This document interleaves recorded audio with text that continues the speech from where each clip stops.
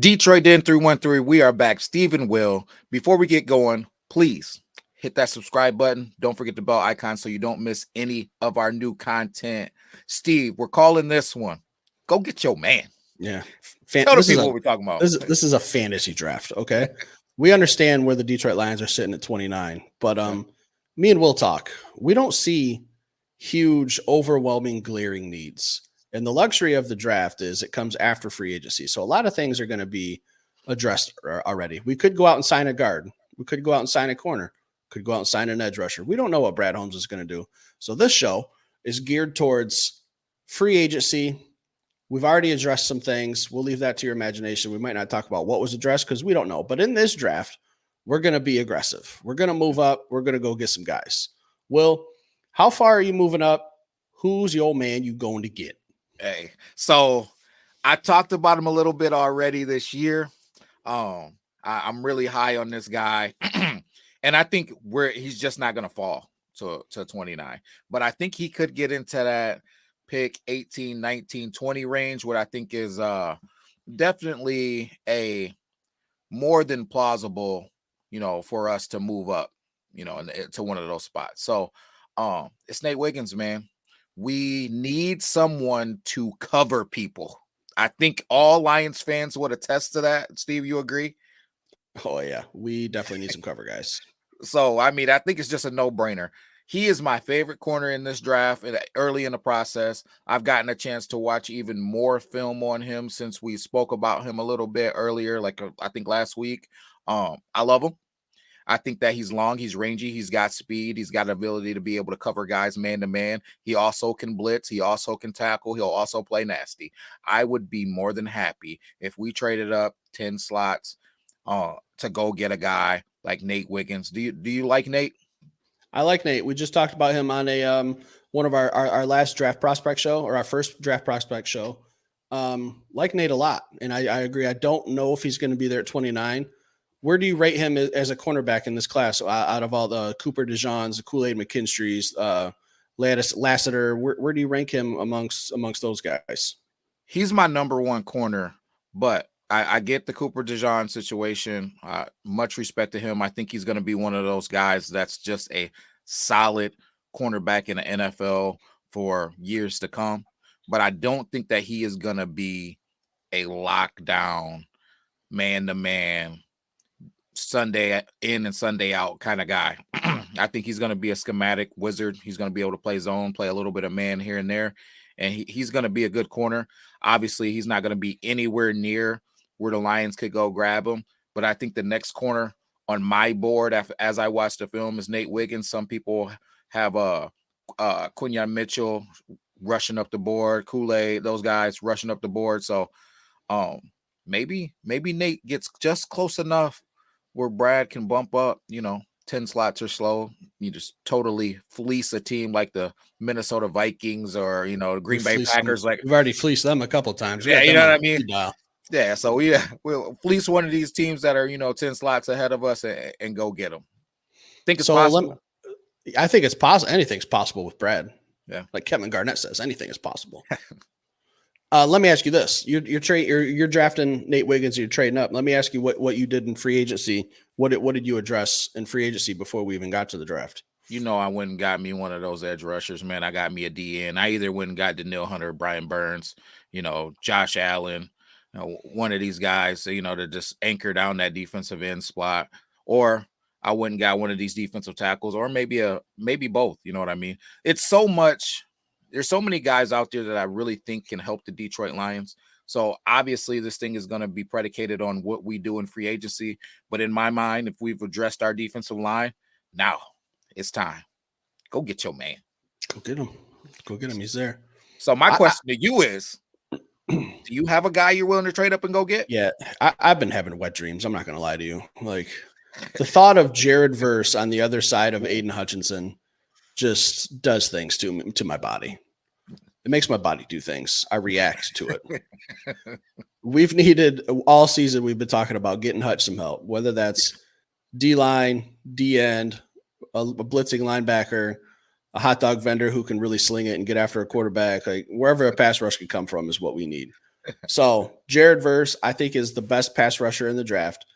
I think I have to get a little more aggressive because I'm looking at this NFL mock draft from yesterday. It's ironic you mentioned the Minnesota Vikings at 11 because that's who it has Jared Verse falling to, is the Minnesota Vikings pick 11. Minnesota's already a team we've done business with. To keep in mind, we traded with them to move up and get JMO, and we traded with them the next year with TJ Hawkinson. So Minnesota's a team that Brad Holmes is comfortable calling. I think we can get the better end of them. We have twice. We got Jameson Williams. They got Louis Sean, who hasn't even played a down in the NFL, I don't think. And we fleeced them for Sam Laporta pretty much with that draft pick. So Minnesota's a team we could pretty much just call up and say, guys, this is what you're going to get, and this is what you're going to give me. All right, there's no negotiating. I'm fucking Brad Holmes. When I pick up the phone, I'm going to tell you what you're going to give me. I'm going to tell you what you're going to get, and that's just the bottom line. Yeah. So if we can move up to 11, I think we can go up and get Jared Verse, 6'4", 260 pounds, perfect size for a defensive end. Kind of a local kid too. He's out of Dayton, 9 sacks for Florida State. Now, I think if you put him on the other side of Hutch, we might have a pretty deadly pass rush combo similar to what we have in our running backs, the best running back duo in football. I think we might be looking at the best pass rush combination in football too, if we can make that happen. I'm not gonna lie, it's exciting. The thought is exciting. I can't lie at all. My only question to you would be, who'd you sign in free agency? Where do you? Are we going to be still getting the ball thrown all over on us? Like, where we at? Getting the ball thrown all over on us. Not with those two guys getting after the quarterback. No, but I'm taking the opposite of what you said. I went out and I signed Jalen Johnson. Okay. I got my number 1 corner. Or maybe a L'Jarius Sneed, a guy we've talked about. I'll tag that video at the end of this one. You guys should go check that out. We have to address the cornerback position. So, like I told you before we came on here, this whole draft process, the Detroit Lions have the luxury of possibly drafting for being aggressive and going to get their guys. Because if we're aggressive in free agency, why not be aggressive in the draft too? I'm not saying go all in. I'm not saying sell the farm. I'm not saying mortgage all of our future draft picks, but be carefully aggressive, if that makes any sense. Go get guys. If we sign a Jalen Johnson or a L'Jarius Sneed, you locked up your corner. You can move Cam Sutton over to number 2. Now, what do you need on defense? A pass rush. We're set at the secondary in the safety position. We're set at linebacker for the next few years. We need D-end. We need cornerback. We can go out later in this draft and get an offensive guard. We can go out and get a number 3 or 4 wide receiver. Like, we have luxuries. Yeah, I think we will see Brad be aggressive one way or another, whether it's in free agency or the draft. I wouldn't be surprised to see us be aggressive in free agency. Honestly, man, I know this is a draft where we go get our man, but I wouldn't be surprised if he was aggressive in free agency and he traded back in the draft, because pick 29, that's almost a second round pick anyway. So if we can get another second round pick, somebody steps up to 29 to go get a guy that's now slipped and they're really enamored with, I wouldn't be surprised. And maybe that would be another show, guys, us trading back. You know what I mean? Even though, as a person that'll be down there at the draft, I will be absolutely pissed to go to the draft and fight 700,000 people and to not see your team make a first round selection is going to suck. But at the end of the day, Brad Holmes does not give a shit. He's going to do what's best for the Lions. So I can see that happening too, especially if like a quarterback is slipping and a team wants to move up and get him and get that 5th-year option. You know, if a team's already drafted and they want to come back into the first round at 29, maybe I don't know. I'm just throwing out a name. I know I just throw this kid out all the time, but a JJ McCarthy, if he slips, but a team really likes him, they want to move back into the first round. I think Detroit could be one of those teams that gets called. Buddy, 7-8 quarterbacks aren't getting drafted in the first round. That's the bottom line. That's the bottom line. I just don't believe it. I don't believe we're going to see 7 to 8 quarterbacks getting drafted in this first round. There's just so many guys that I think could potentially be the one. So you're talking about on the back end of this draft, we won't get into the Caleb Williams, the Drake Mays, those guys, right? But you're falling into the JJ McCarthy's, the Penix, Bo Nix, and even don't forget about this guy, Spencer Rattler, right? Good Senior Bowl. Yeah, so he's another guy, man, that nobody is really talking about, that somebody could fall in love with during this draft process, and maybe they're going up to get him. So say you fell in love with Spencer Rattler, we're sitting at pick 29, he's available. somebody might want to come up and get him. We trade back into the second round, and we get some draft capital from him. So I don't know, man. It's a lot of different possibilities. This draft has a whole bunch of quarterbacks, which always makes things interesting. I think you're going to see a lot of people playing games, and trying to wheel and deal and draft their guy at the right time, especially after those first two go. It's going to be interesting. I think a lot of quarterbacks are going to go in this draft. I think we got 5 or 6. And on top of that, it's a pretty heavy wide receiver class too. Like, people want playmakers. I don't think there's a lot of running backs, but I think this draft is going to be loaded on quarterbacks and wide receivers. Do you think 5 or 6 are going to go in the first round? I think 5. I think 5 go in the first round, maybe 6. Yeah. So, I mean, I automatically there's 3. Well, yeah. So, but I think teams want that control of that 5th-year option. You don't want to. You don't really care about a 5th-year option on a wide receiver. You want to use that on a quarterback. Yeah. And if you're drafting late in the second round and there's a guy like JJ McCarthy that isn't going to make it to you in the second round, and you have a need, I'm going to give you that second round pick to move back in the draft at 29. Because what's the difference between 29 and, I'm just throwing out a number, 44? Yeah. 15 picks. He's probably not going to make it to 44, but that's who I need. I'm going to give you my second round pick to move up, and now I have my quarterback and I have that 5th-year option on him. I think we could see something like that, kind of like a Lamar Jackson. What happened with him with the Ravens when he got drafted? Yep. So, yeah, man. Yeah, in this draft, maybe we're just getting a little aggressive. There's some other guys. Here's a guy that gets talked about a lot, and I think people only talk about him because of his name, KoolAid McKenry. Mm-hmm. Like him, love him. How do you feel? I like him, man. After all of our time together, I think you know how I am. Just like it was Devon Witherspoon and Brian Branch, I'm on Nate Wiggins. Like, that's where I'm at. That's where I'm at, man. If we're drafting today, and we're not doing a mock draft, he's going to be your guy. All 3 mock drafts. Yeah, so it's either, if Wiggins isn't available, I'm going to get Powers. That's it for me right now. And I know it's early, but I feel like both of them fit exactly what the Detroit Lions need. We need Powers, to be the guard from Oregon. Yeah. Yep. Okay.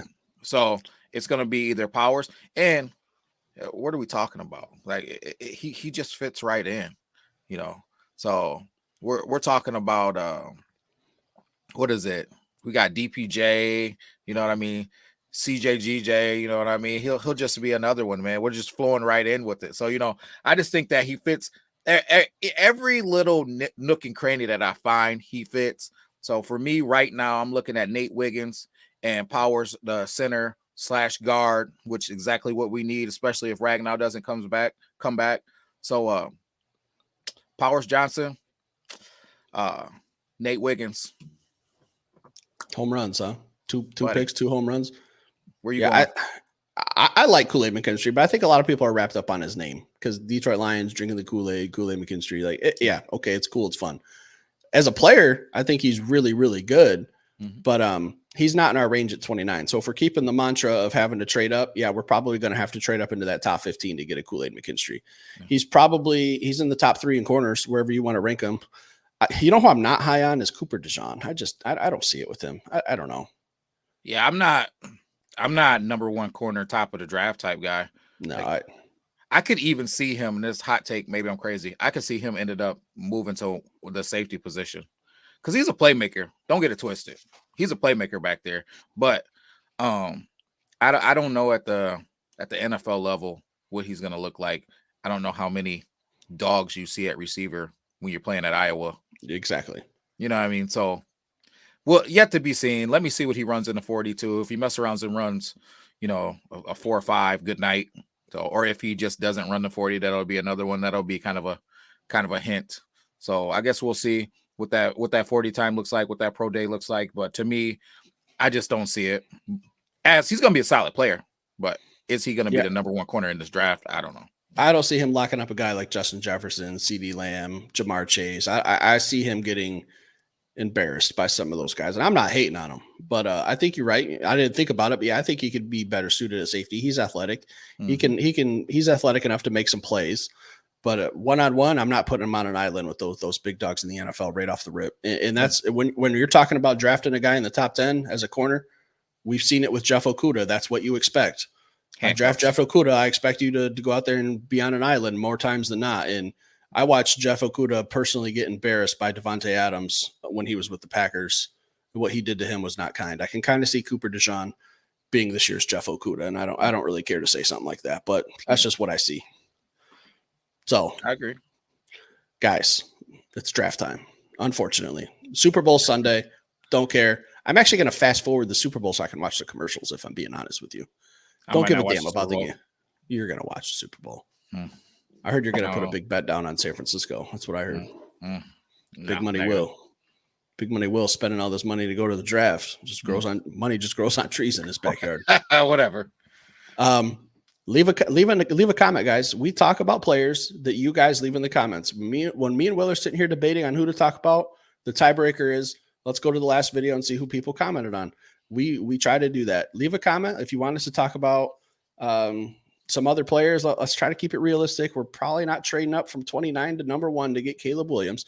Leave some names down below. We'll get to it eventually. We have a little more than 2 months to get to the draft, so we have plenty of time, plenty of people to talk about. Leave it in the comments. Hit that like button. If you're new to this channel, subscribe. We're going to be heavy on the draft, heavy on free agency, and we're always talking Detroit Lions, guys. Peace.